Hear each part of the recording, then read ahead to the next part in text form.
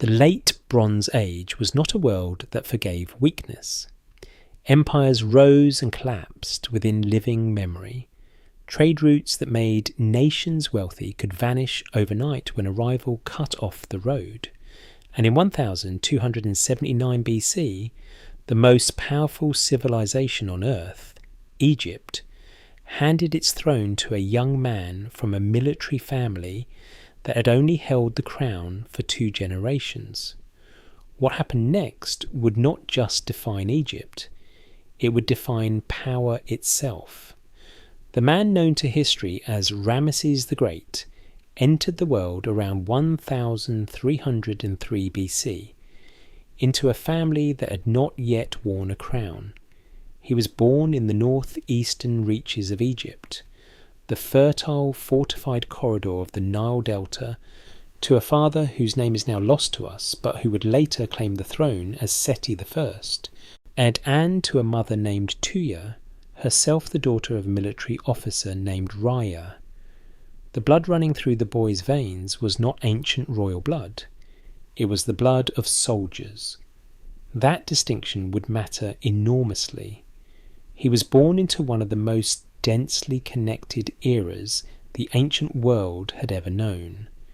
Historians identify this period as the height of the Late Bronze Age, a time when sophisticated, centralized empires stretched from the Aegean Sea to the Persian Gulf, linked not by allegiance but by trade.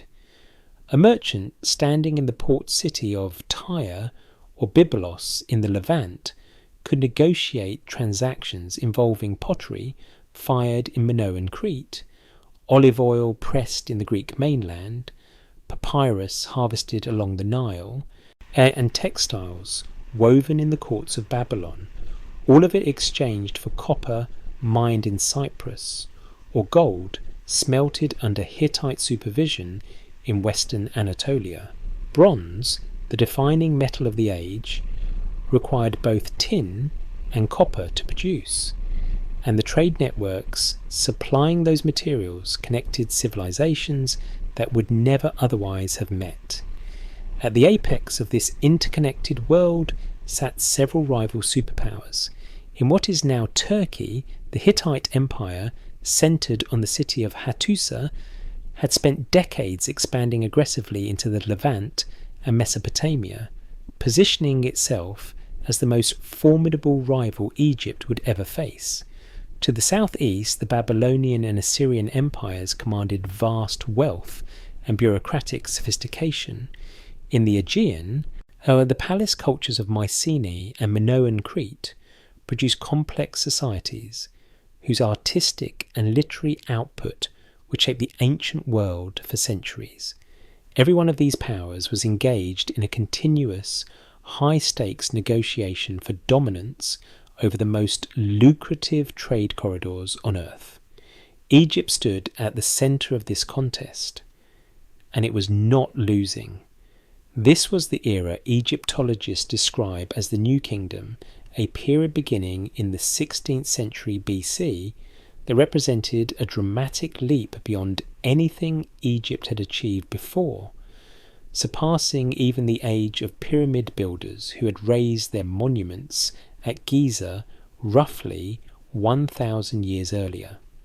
Under the New Kingdom pharaohs, Egypt developed a powerful central government administered by viziers and a vast corps of trained scribes. A professional military equipped with bronze weapons and the revolutionary technology of the war chariot enabled expansion in every direction: south into Nubia, along the river, east across the Sinai Peninsula, and northeast into Canaan and the Lebanese coast.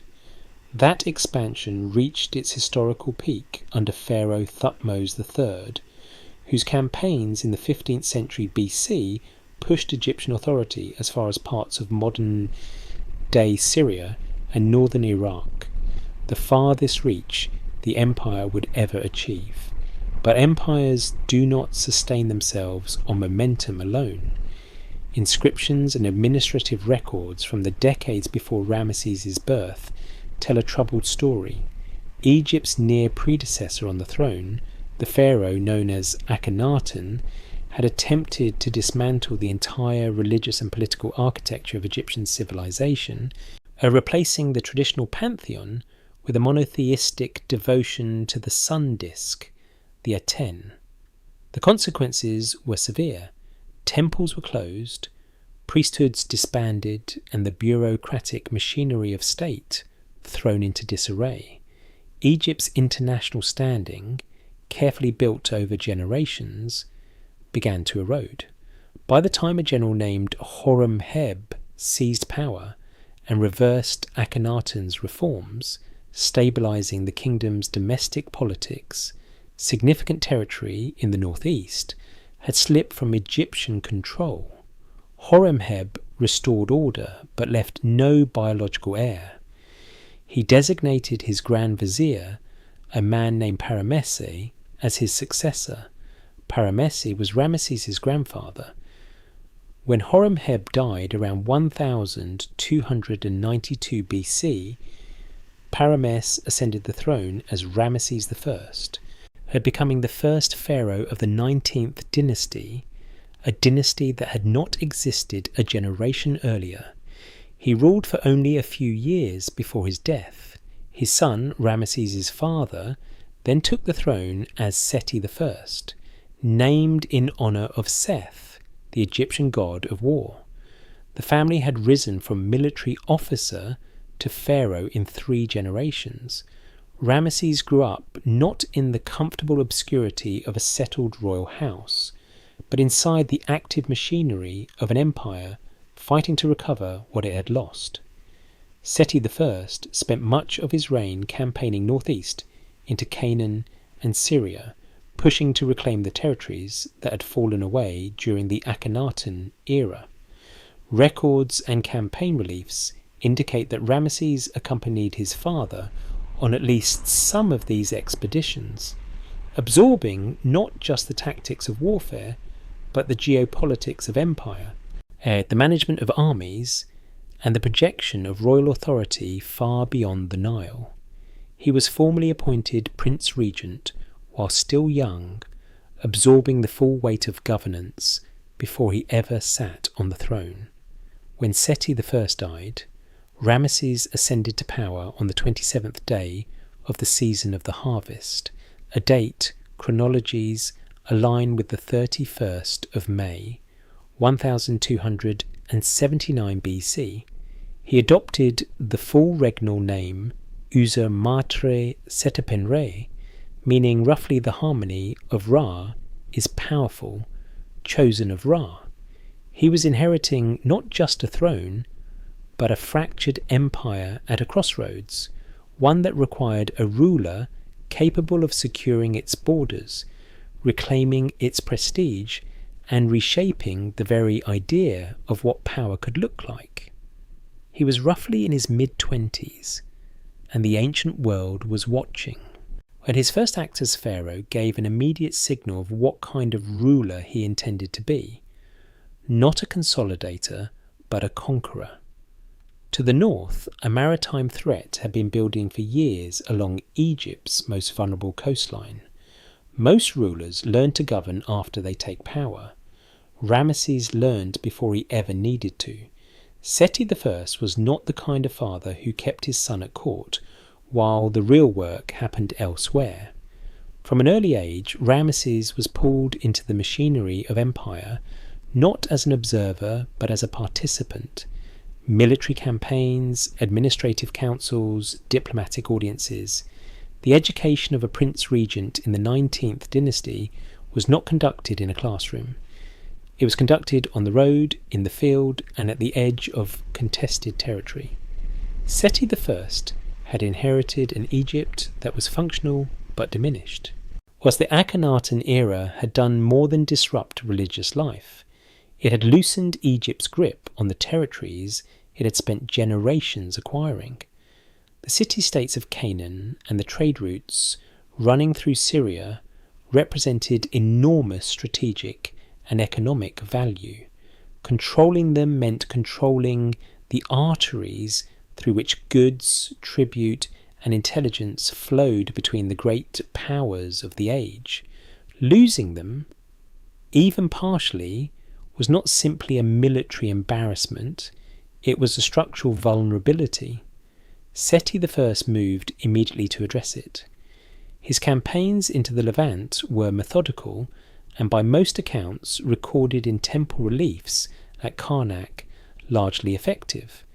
He pushed into Canaan, reasserted Egyptian authority over key cities, and attempted to stabilise the northern frontier against Hittite encroachment.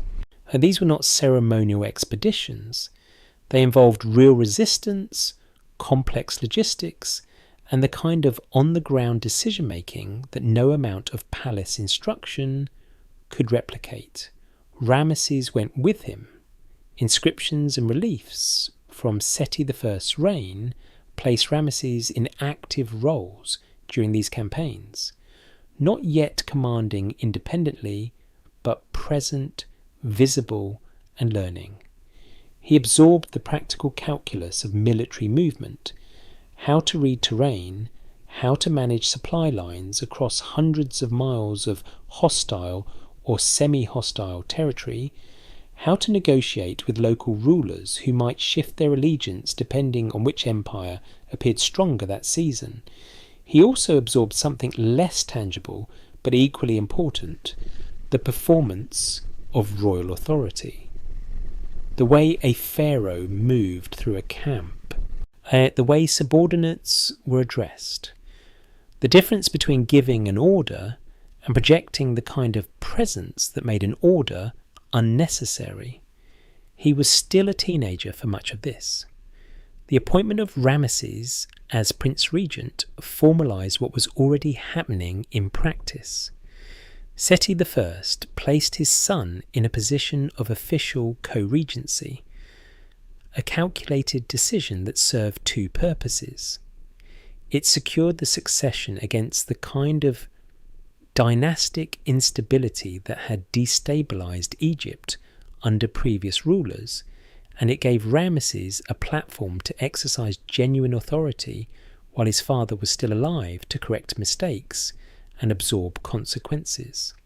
As Prince Regent, Ramesses was not merely symbolic.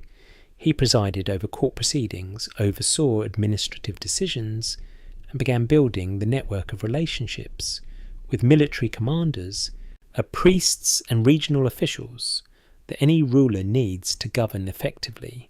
By the time Seti I died, Ramesses had already been governing in practice for years. There is a detail worth pausing on. Ramesses was reportedly given his own military command while still in his early teens, a regiment placed under his nominal leadership during one of Seti I's campaigns. Whether he exercised meaningful tactical control at that age is debatable. What is not debatable is the signal it sent, that this was a young man being groomed not just for the throne, but for the specific demanding role of warrior king that the 19th dynasty had staked its legitimacy on. His grandfather had been a vizier who became a pharaoh by appointment. His father had earned his position through military service. Ramesses was being shaped to embody both functions simultaneously, the administrator and the general, before he was old enough to have accumulated the failures that temper most leaders. That absence of major failure, combined with years of structured exposure to real power, produced something unusual, a ruler who arrived at the throne not with theoretical ambitions but with operational knowledge. He knew what Egypt's army could do. He knew where its borders were vulnerable. He understood the political geography of the Levant in a way that could only come from having moved through it. When the crown passed to him in 1279 BC, Ramesses did not need a period of adjustment. He did not need advisors to explain the situation to him. He had already been watching it for years, and he already had a plan. And the plan, it turned out, began with the sea. Egypt had always been a river civilization, oriented inward along the Nile. its defences designed primarily for land-based threats from the south and the northeast. But by the time Ramses took the throne in 1279 BC, a different kind of threat had been building along the Mediterranean coastline with increasing confidence.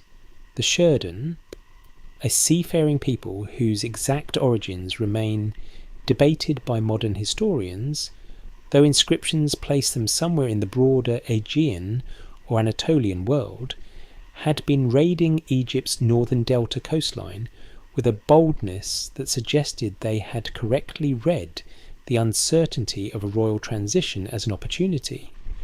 They had misread the man. What Ramses did next revealed something important about how he thought. As rather than simply reinforcing coastal defences and waiting for the next raid, he gathered intelligence on the Sherdun's patterns, their approach routes, their timing, the way they used speed and surprise to compensate for their relatively small numbers. Then he constructed a trap. Egyptian forces were deployed not visibly along the coastline in a configuration that would deter attack, but strategically in positions designed to allow an assault to begin before closing off any possibility of retreat.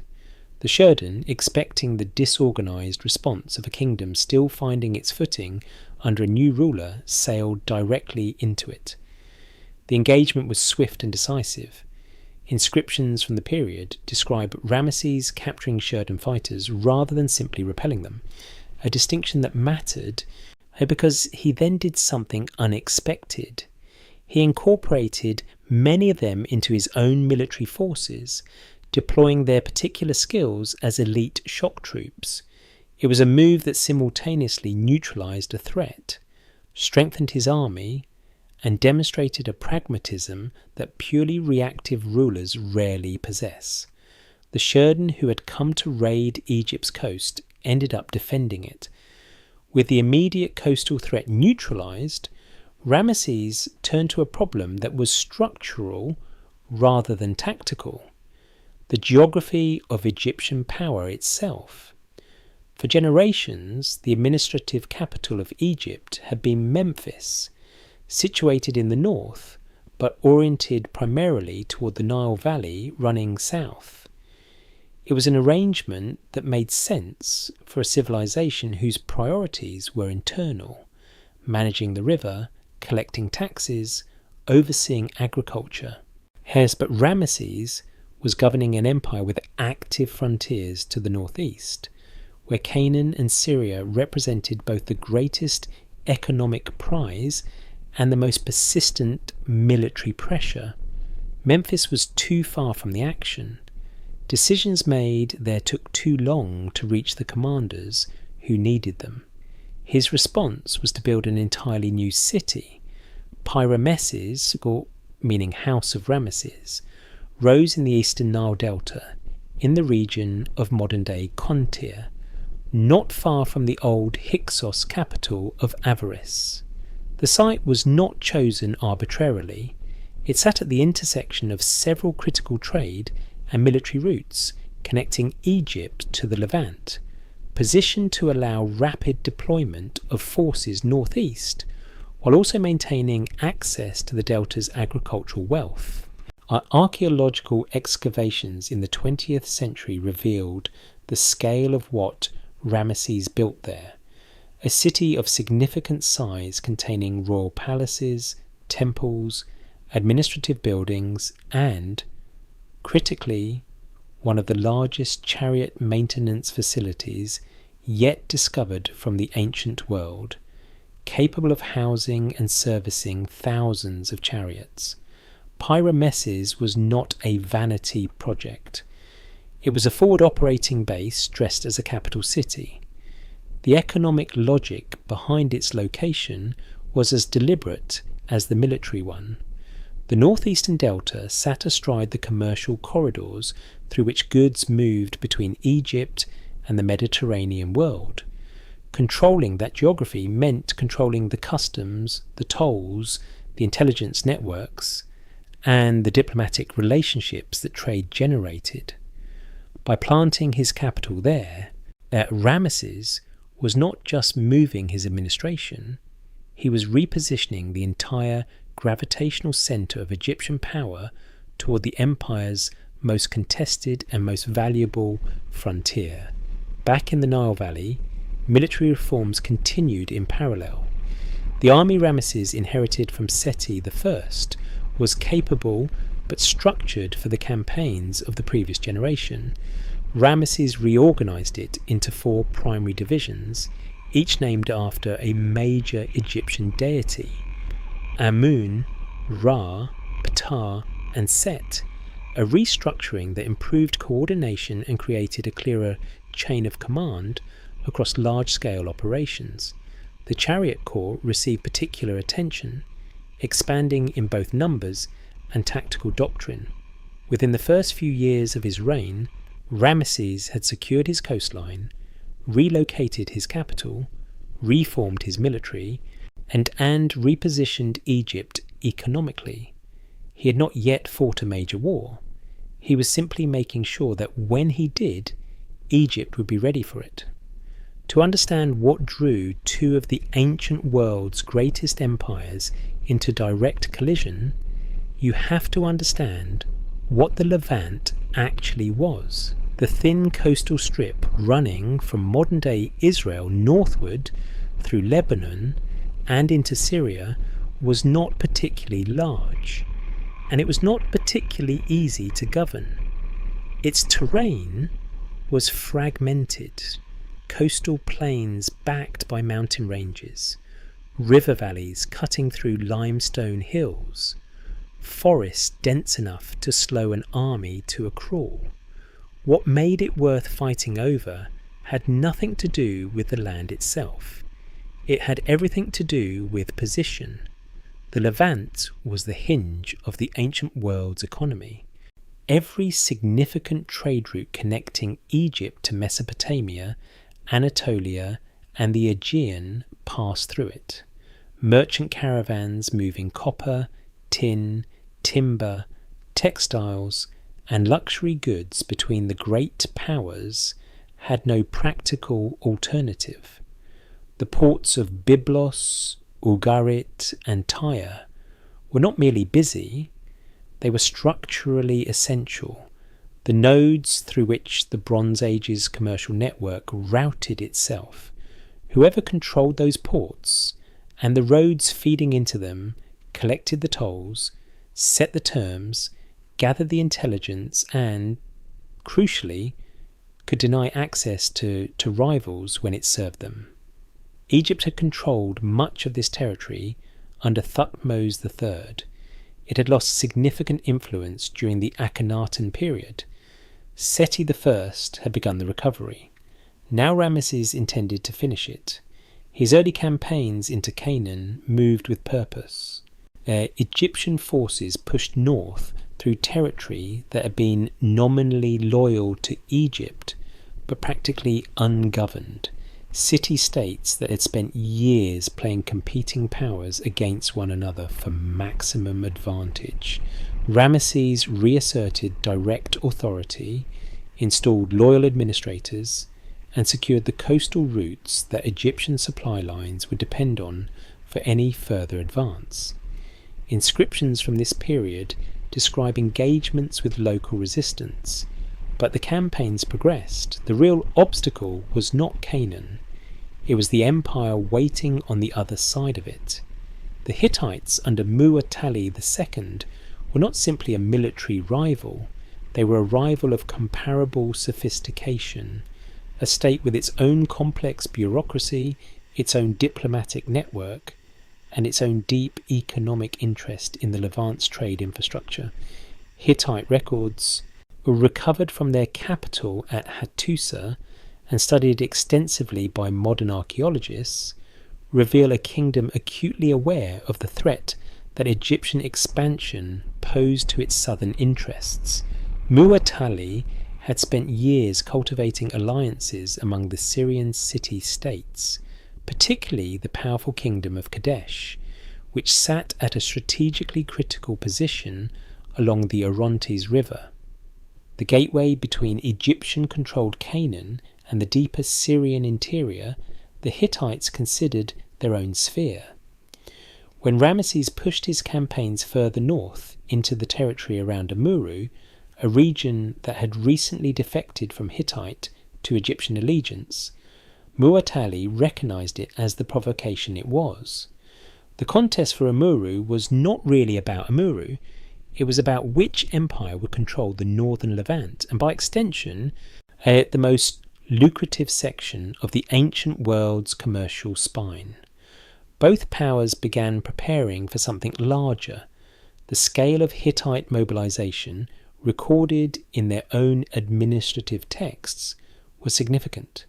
Muwatalli assembled a coalition force, drawing on allied and vassal states from across Anatolia and northern Syria, a confederation of military contingents that, by most estimates drawn from both Egyptian and Hittite sources, numbered in the tens of thousands. He also moved his capital temporarily southward, closer to the anticipated theatre of conflict, a logistical decision that mirrored, in its own way, what Ramesses had done by establishing Pyrameses in the eastern delta. Both rulers were physically repositioning the weight of their empires toward the same point on the map. On the Egyptian side, Ramesses organized his army into the four-divisional structure he had established in the early years of his reign: Amun, Ra, Ptah, and Set, and assembled a force of comparable scale. Supply networks were established, intelligence assets deployed into Syria, and alliances with loyal Canaanite city-states reaffirmed. Every preparation pointed north, toward the Orontes Valley, toward the fortified city that had become the symbolic and strategic centre of the entire confrontation, Kadesh. By the fourth year of his reign, the direction of events had become unmistakable. Two of the most powerful states in the ancient world were moving toward each other with the deliberate gathering momentum of forces that had been building for years. The diplomatic options had narrowed, yet the economic stakes were too high for either side to retreat without consequence. And somewhere north of the Egyptian frontier, Muwatalli II was assembling the largest coalition army the Hittite Empire had ever put in the field. Ramesses marched to meet it in his 5th year on the throne. He rode into the most dangerous moment of his life, believing he had already won. In his 5th year on the throne, Ramesses led his army northward out of Egypt with the kind of confidence that comes from preparation. The 4 divisions, Amun, Ra, Ptah, and Set, moved in sequence along the coastal road and then inland toward the Orontes Valley, each division separated from the next by a march of several hours. It was standard operational practice for an army of that size. Keeping divisions compressed together slowed movement, created supply problems, and then generated the kind of disorganization that cost time and lives. Spread across a manageable distance, they could move efficiently and consolidate when the terrain demanded it. What Ramesses did not know was that the terrain was about to demand it immediately. Somewhere north of the Egyptian advance, 2 Bedouin scouts were captured and brought before Ramesses. Under questioning, they delivered intelligence that seemed almost too convenient. The Hittite army, they reported, had not yet reached Kadesh. Muwatalli II, they claimed, had pulled his forces back to the region of Aleppo, far to the north, still days away from the battle site. The road to Kadesh was open. It was a lie, a carefully constructed, deliberately planted lie. The 2 men were not wandering scouts, yet they were Hittite agents sent specifically to reach Ramesses and deliver exactly that report. Muwatalli had not retreated to Aleppo.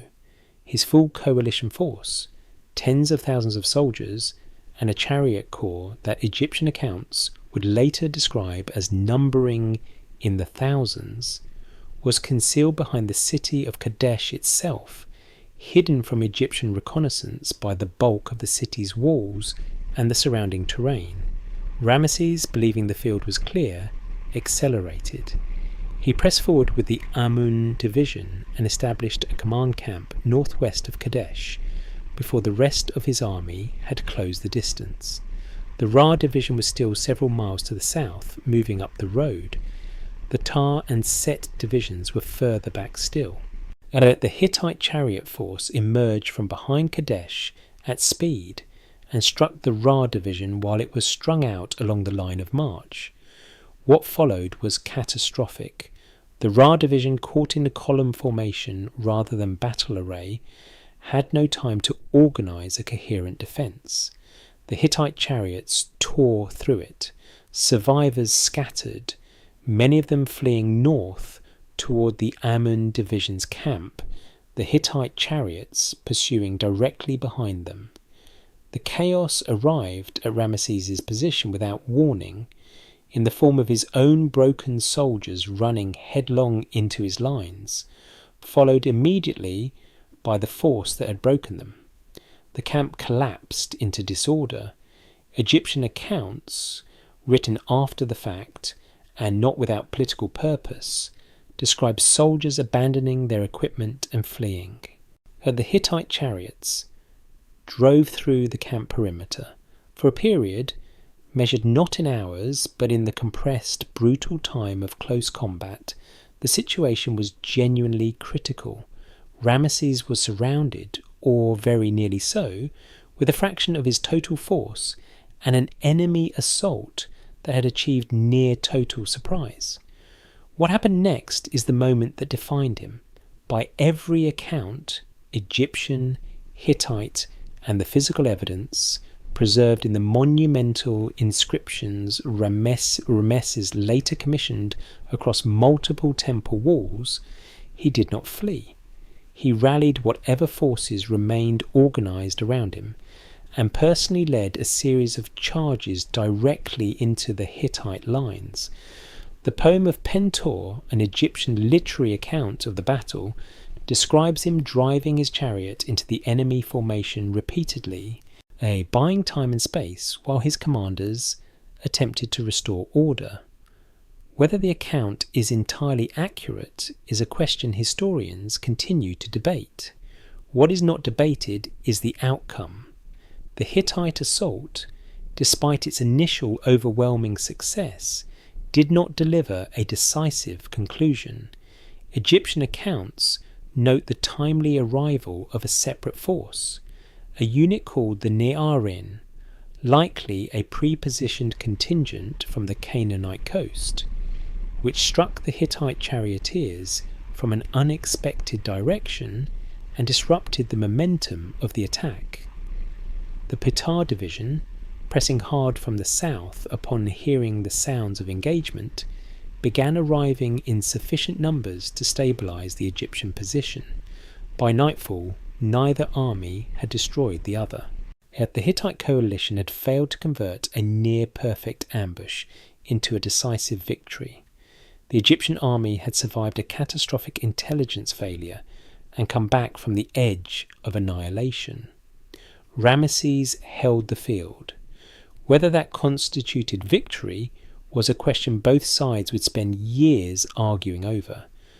But on the banks of the Orontes, with his army battered and his camp in ruins, Ramesses had demonstrated the one quality that no amount of preparation can manufacture. He had not broken.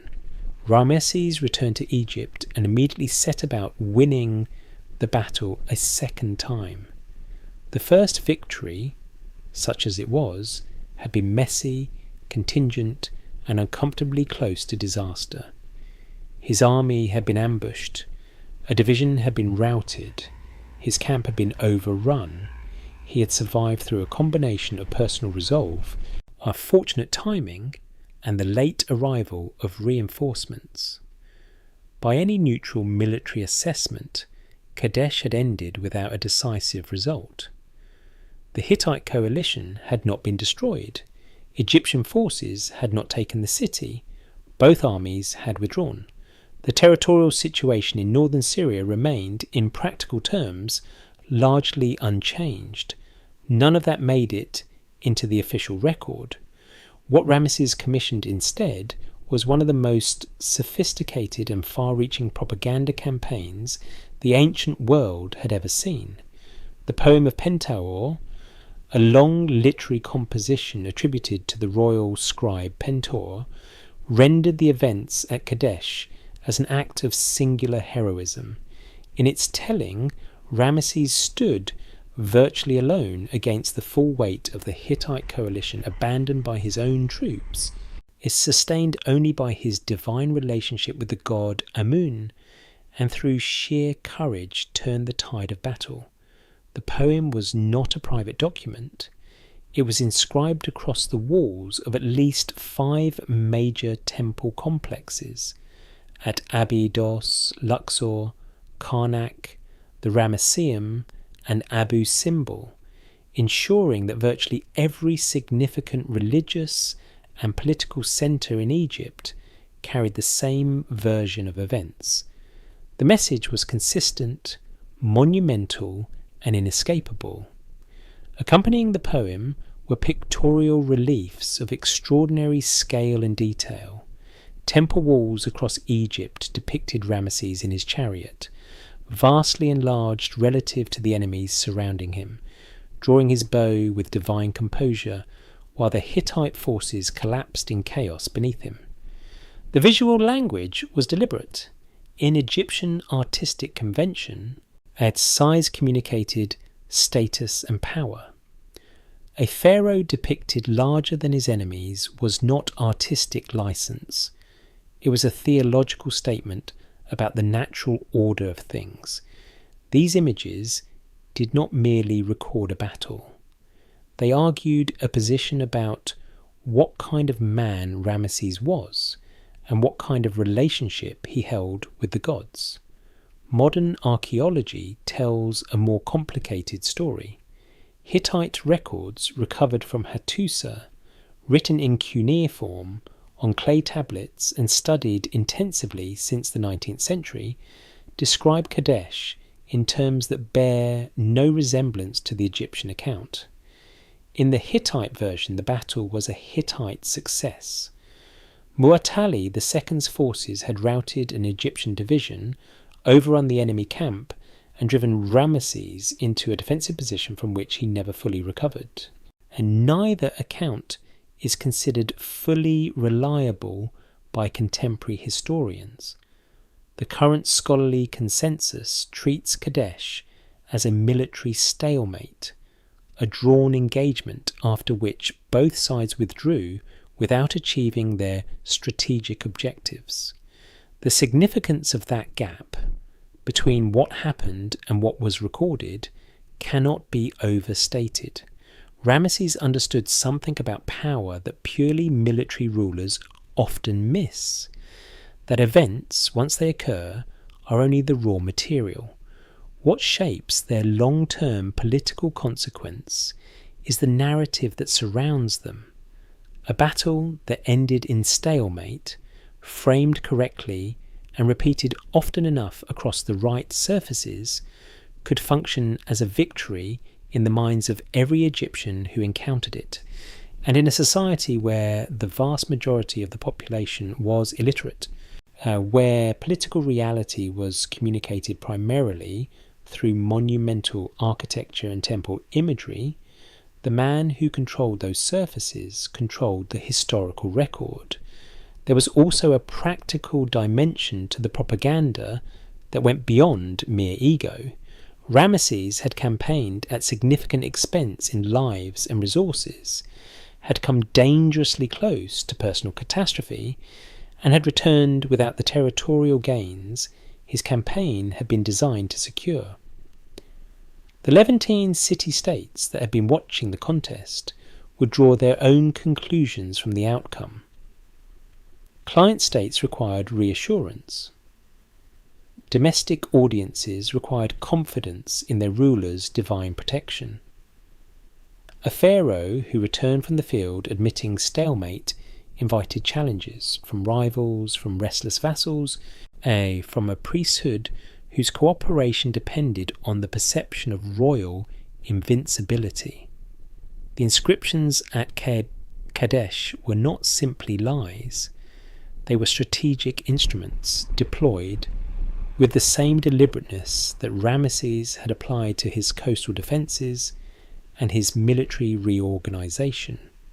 What makes this chapter of his reign remarkable is not that a ruler manipulated his own historical record.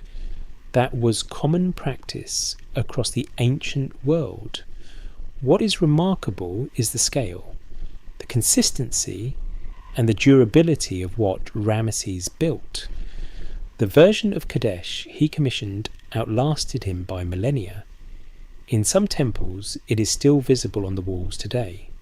Kadesh had settled nothing.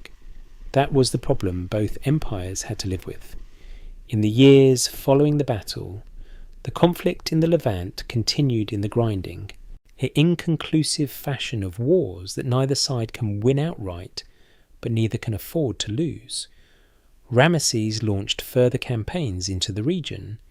Inscriptions and battle reliefs from his later years record engagements in Canaan, Transjordan, and Syria, including the eventual capture of several cities that had eluded Egyptian control. But the fundamental strategic equation remained unchanged. Egypt could project force into the Levant. It could not hold the northern Syrian interior against sustained Hittite resistance. The Hittites, in turn, could pressure Egypt's client states and contest its influence, but could not push the Egyptian military out of Canaan entirely. Both powers were caught in an expensive equilibrium. What changed the calculation was not a military breakthrough. It was a political crisis inside the Hittite Empire itself. Mu'tali II died sometime around 1272 BC, setting off a succession struggle that consumed the Hittite court for years. His son Urhi-Teshub took the throne, but his hold on power was contested almost immediately by his uncle Hattusili, a senior military commander and former governor of significant territories. The conflict between them was prolonged and destabilizing. Eventually, Hattusili forced Urhi-Teshub from the throne and claimed power for himself, becoming Hattusili III. It was a usurpation, and Hattusili knew that its legitimacy would always be questioned, particularly by foreign powers who might choose to support the deposed ruler as a means of destabilizing his reign. He needed external validation. He needed a powerful ally. And the most powerful neighbour the Hittite Empire had was Egypt. Ramesses, watching these developments from Pi-Ramesses, recognised the opportunity with characteristic clarity. The Hittites were not weakened militarily, their army remained formidable, but they were politically distracted and diplomatically vulnerable. A Hittite king who needed Egyptian recognition to consolidate his throne was a Hittite king who would negotiate seriously. The leverage that years of military stalemate had failed to produce had arrived through an entirely different door. Diplomatic correspondence between the two courts, preserved in the cuneiform archive at Hattusa and in Egyptian records, shows a period of careful, extended negotiation conducted through royal messengers carrying clay tablets across hundreds of miles of contested territory. Yet the tone of these exchanges is striking to a modern reader, formal but direct, occasionally even personal, with both rulers acknowledging the costs of continued conflict and the mutual benefits of stability. These were not the communications of enemies. They were the communications of two pragmatic powers working toward a transaction. In approximately 1259 BC, in the 21st year of Ramesses' reign, the agreement was concluded.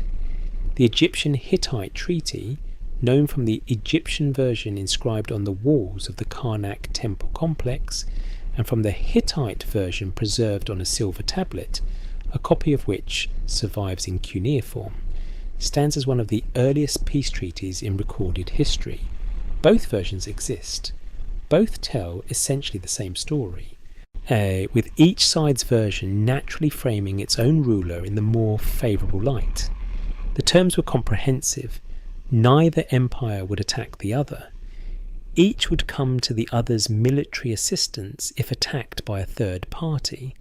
Political refugees and escaped prisoners would be returned, with the treaty specifying in remarkable detail that returnees would not be punished for their defection, a clause that suggests both sides had experienced the problem of subjects fleeing across the frontier.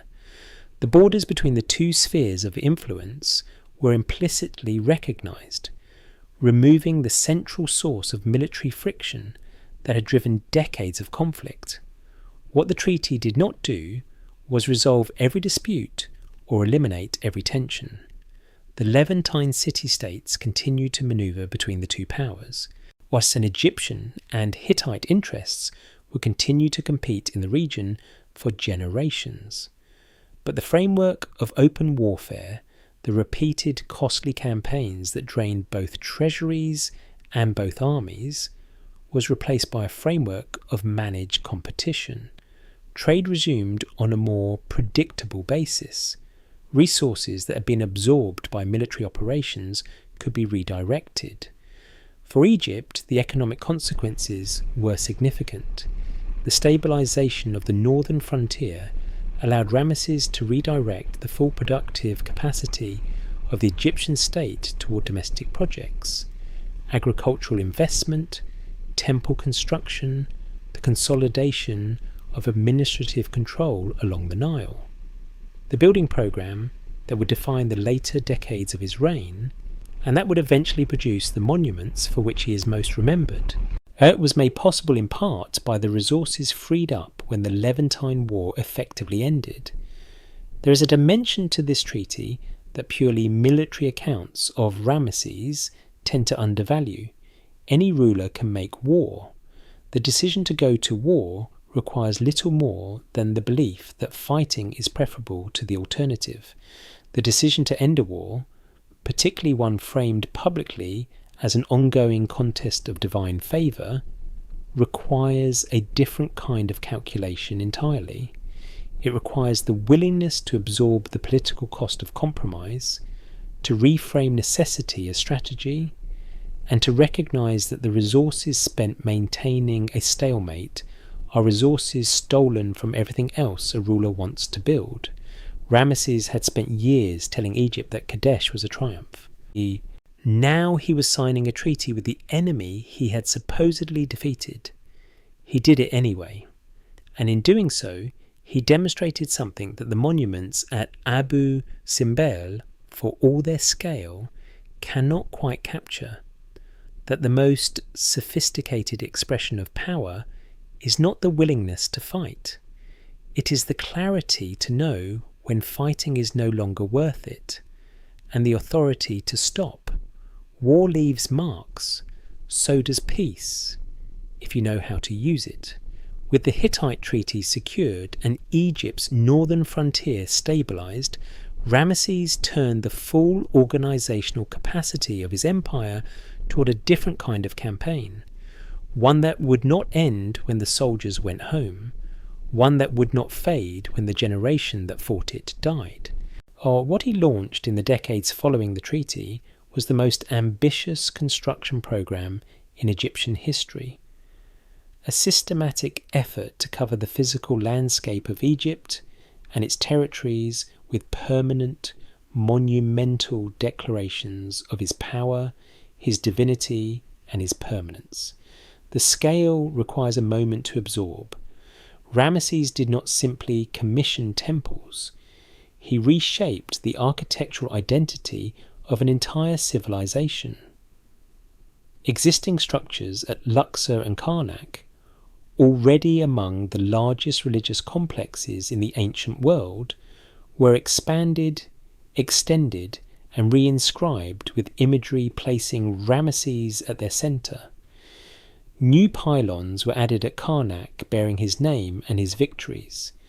At Luxor, he added a forecourt of such ambition that it effectively doubled the usable ceremonial space of the complex, fronted by colossal seated statues of himself and a pair of obelisks, one of which still stands in its original position today, while the other was removed to Paris in the 19th century and now dominates the Place de la Concorde.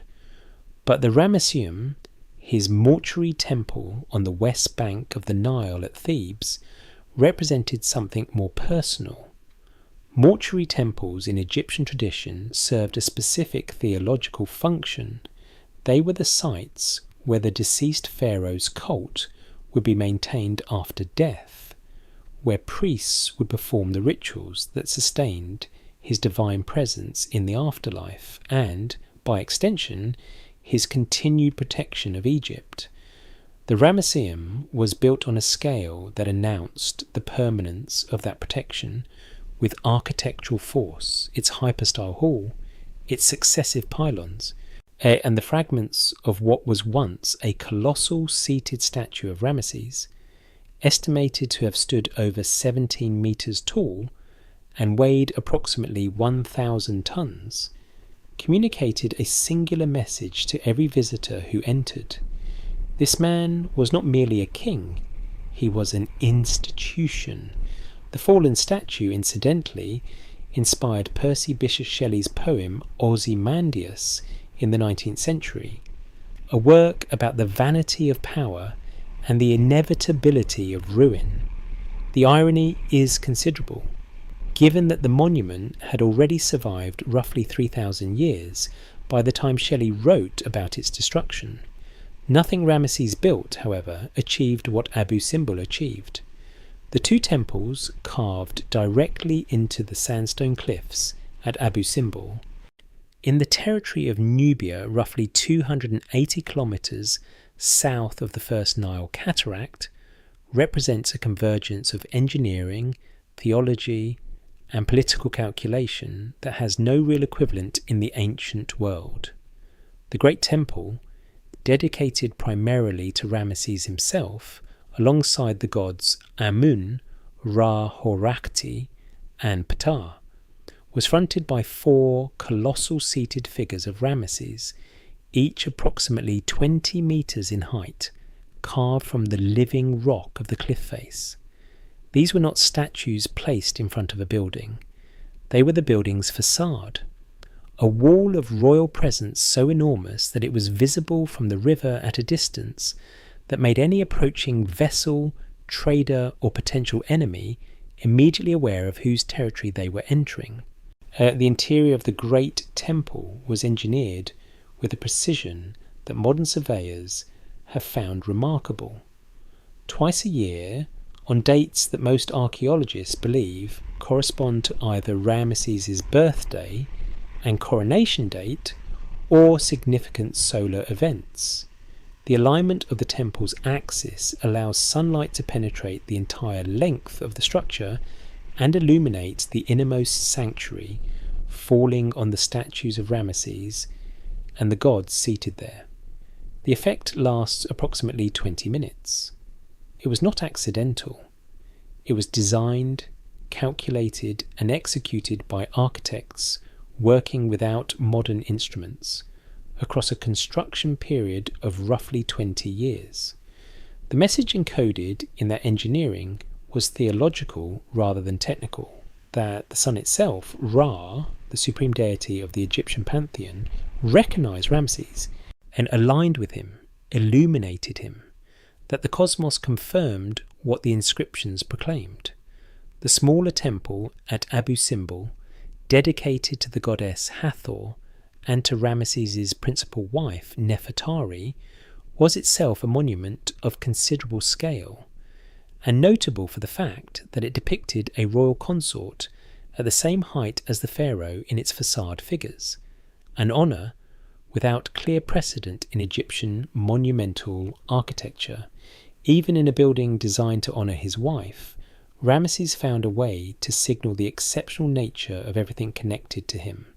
Taken together, the building program served purposes that operated simultaneously at multiple levels. For domestic audiences, the temples were religious infrastructure, places of genuine worship, maintained by priesthoods, integrated into the ritual calendar of Egyptian life. Yet for subject populations in Nubia and the Levant, they were unmistakable statements of Egyptian dominance. For Ramses himself, they were insurance, the one form of legacy that armies cannot provide and treaties cannot guarantee. Stone does not forget. Stone does not revise. Stone does not die. Every campaign Ramses fought was over when the fighting stopped. Every treaty he signed was contingent on the rulers who succeeded him choosing to honour it. But a temple carved into a cliff face 280 kilometres into Nubia, engineered to catch the sun on a specific morning twice a year, made an argument that required no army to enforce and no scribe to maintain. It simply stood there, and it still does. Power, in most of human history, is a brief possession. Rulers rise, consolidate, and are gone, overtaken by rivals, are undone by poor decisions, or simply defeated by time. The average reign of an Egyptian pharaoh across the full span of ancient Egyptian history was roughly 9 years. Ramses ruled for 66. That number is so anomalous that it reshaped everything around it. He outlived his first 12 sons. He outlived 2 or 3 generations of foreign rivals, diplomatic counterparts, and military commanders who had known him as a young king. The Hittite Empire he had fought to a standstill at Kadesh went through multiple rulers during his reign. The city-states of the Levant, perpetually recalculating their allegiances based on which great power appeared more durable, ran out of alternatives. Egypt under Ramses simply kept going. Longevity itself became a form of dominance, independent of any specific military or diplomatic achievement. Yet his later decades were quieter than his earlier ones, as the records and administrative documents from the latter half of his reign make clear. The great campaigns were behind him. The treaty with the Hittites had removed the primary source of large-scale military pressure. His building program continued. Monuments were not completed quickly, and Ramses appears to have remained engaged with construction projects well into his later years. But the dramatic events that defined his first 3 decades on the throne gave way to the more measured rhythms of a mature, stable administration. Physical decline came eventually, as it must.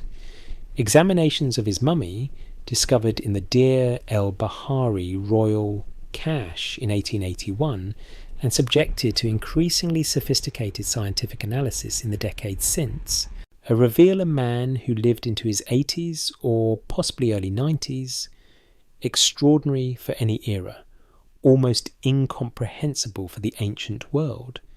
His skeleton shows evidence of severe arthritis, dental decay, and arterial hardening. Walking would have become increasingly difficult in his final years, yet the administrative machinery he had built continued to function, and his authority, however physically diminished, remained unchallenged. He died around 1213 BC. The throne passed to his 13th son, Meneptah, who was himself already middle-aged at the time of his accession, a consequence of Ramses having outlived so many of his heirs. What followed over the generations after his death was a collapse that dwarfed anything Ramses had faced in his lifetime. The Late Bronze Age collapse, one of the most dramatic and still only partially understood civilizational disruptions in ancient history, unfolded across the eastern Mediterranean in the 12th century BC. Within the span of a few decades, the interconnected world that had defined Ramesses' era simply ceased to exist in its prior form. The Mycenaean palace cultures of Greece collapsed and vanished. The Hittite Empire, which had been Egypt's great rival, disintegrated almost completely. Hattusa was destroyed and abandoned. Ugarit, one of the great trading ports of the Levantine coast, was burned and never rebuilt. The Bronze Age trade networks that had made the Levant worth fighting over collapsed as the civilizations that sustained them fell away. Egypt survived, but it was not the Egypt of Ramesses. Weakened by the same pressures, repeated invasions by the sea peoples, internal administrative strain, economic disruption, it contracted, fragmented, and over the following centuries declined from the dominant imperial power of the region to a shadow of its former reach. The new kingdom, which had reached its apex under Ramesses, effectively ended within roughly 150 years of his death, and yet his legacy did not decline with it. Later, pharaohs, seeking to borrow the authority that his name had accumulated, adopted it as their own. 9 subsequent rulers of ancient Egypt took the name Ramesses, not because they were his direct descendants in every case, but because the name had become synonymous with legitimate, powerful kingship. His monuments, too durable to destroy and too numerous to ignore, and continued to define the physical landscape of Egypt, long after the political structures that built them had dissolved. By the time Greek travellers began visiting Egypt in the classical period, Ramesses had already become something larger than a historical figure. Herodotus and later writers encountered his temples and statues and recorded what the Egyptians told them about the pharaohs of the past. Stories in which a great builder king featured prominently, his achievements amplified by the passage of time into something approaching myth.